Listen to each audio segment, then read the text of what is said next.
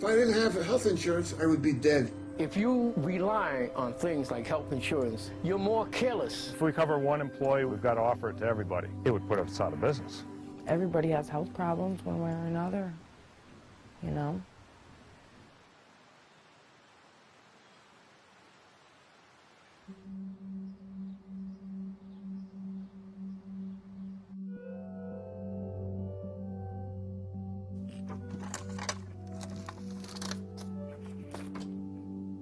Okay, this is my son, Ethan.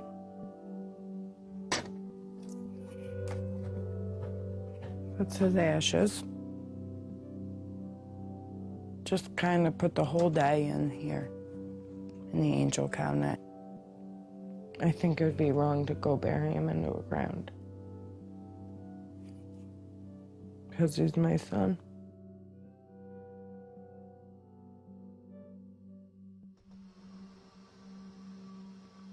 I was at my house here. I was sleeping, and then I woke up, my water was broke. Went to the doctors, and they said, well, you're about to deliver your son. And I said, I can't, I'm way too early. That baby's too small, I can't. We call it we're pregnant, you know, and all the thoughts that you already plan on, doing this and doing that and getting this for him, and you know, it just all stops and just plunges. That's all gone. I'm not doing it. I'm not doing it. You have to push. You have to. You got to deliver him, man. You got to deliver him. And I'm telling him I don't want to deliver him. He wasn't going to make it. When I was pregnant, I went to apply for health insurance so I could go to the doctors, because you got to do an ultrasound to get an exact date. But because I didn't have that date from a doctor's office, they wouldn't give me health insurance. So I didn't go to see a doctor. And there's no way we could just go in there and do all of our appointments and create that kind of debt in our own pocket. You know, I mean, doctor's appointments are ridiculously expensive, I'm sure you know. We're just looking at each other. We didn't know what was going on. I'm hooked up to monitors. I'm hooked up to a whole bunch of things with IVs in my arm. I can't get out of bed.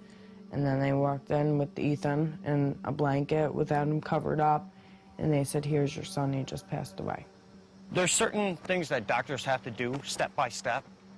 In that 4-month period, they just skipped all that. Then Ethan just came out early. How they could have saved him is putting a surgical cerclage in me, because my pelvis was so soft. Now, if I would have had health insurance, I would have had a surgical cerclage, and I wouldn't have lost him. You know, I've been through some crazy shit in my life. You know, I experienced relatives die, or, you know, friends get shot and they die. But this is completely different. When your son comes out and then got to hold him and everything, and it was, like, I gotta say, the worst part of our relationship in my life, worst thing I've ever went through. And we made it through that, so I think we'll make it a lot further, that's for sure.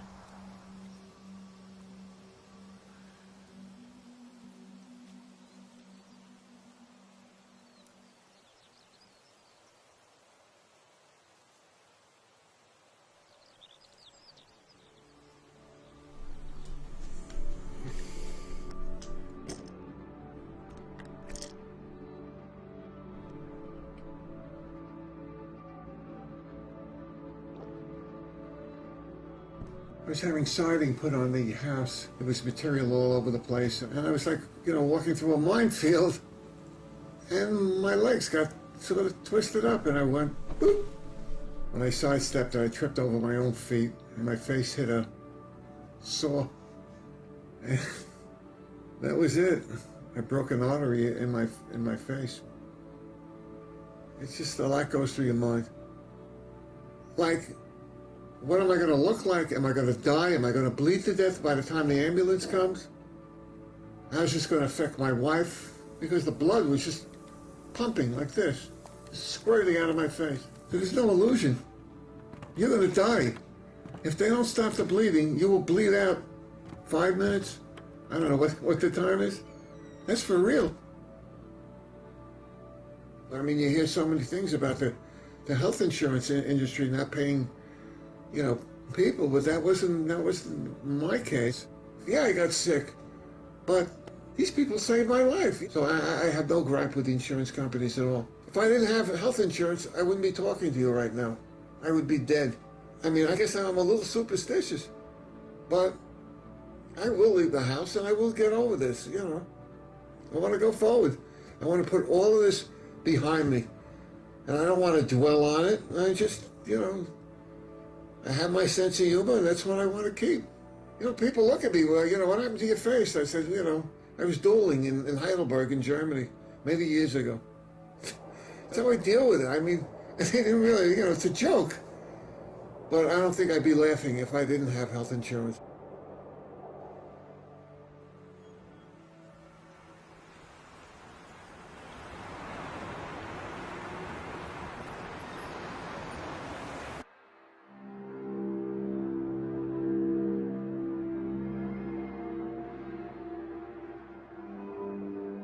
You see the paint? It's coming off. Now you're starting to see the copper color coming through. I like to skip certain steps because I expedite things the way I do them, this way. You walk around the block to get next door, which I don't like doing. I like to go right next door. Well, people call me a locksmith, and I really think I am a lock expert. I can repair almost any lock. I was skating in Flushing Meadow Park, and some guy came by on a bike, a pretty big guy, him and his girl riding, and he hit me, knocked me up in the air. And when I landed, while I was coming down, the weight of the skate turned my ankle. I didn't even know it was broken at first, but when I tried to walk, it was like a Raggedy Ann. I mean, like there was no bone in there. And the foot was actually hanging grotesquely down. Yeah. My first wife, she called me a knucklehead for doing it. But I said it myself. I didn't set it exactly right, but I just put it into a sling I made out of wood, and then I tied it up. And look, I'm not kidding. Have you noticed me limping today? This happened 10, 11 years ago.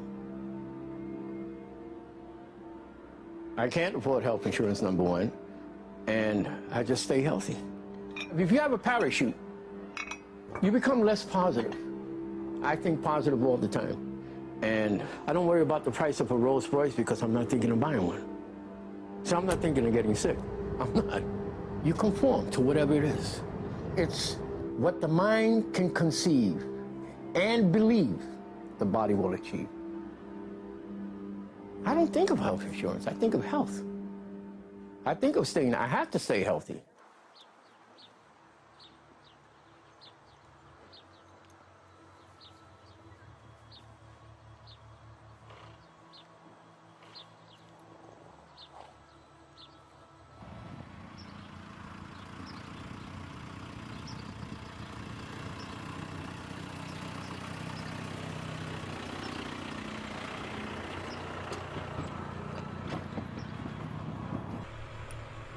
I love equipment.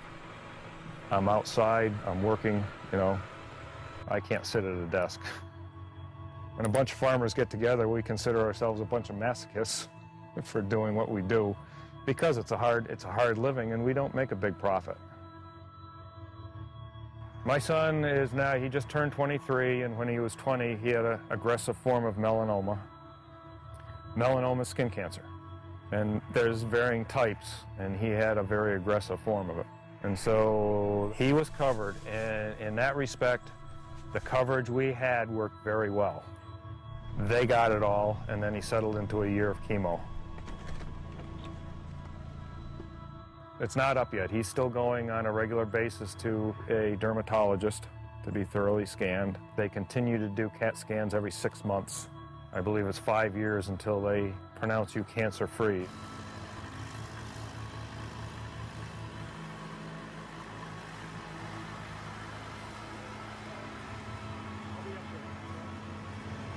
Of the two sons, I would have guessed that he was the one that was going to run and go.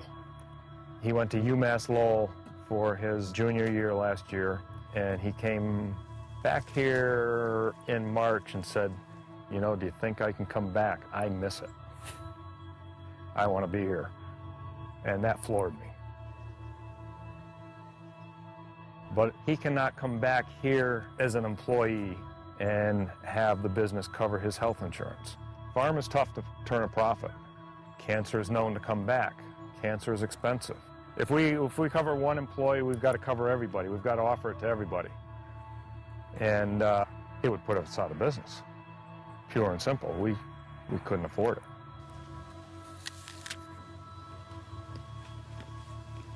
My concern is that he find a good job with benefits so he doesn't have to buy his own insurance. He loves working here, but if he has to buy insurance on his own, he's a bad risk. You never know. I mean, we take one day at a time. Farmers are the eternal optimists. We can't do this without being optimists. You know, it's always going to get better somehow.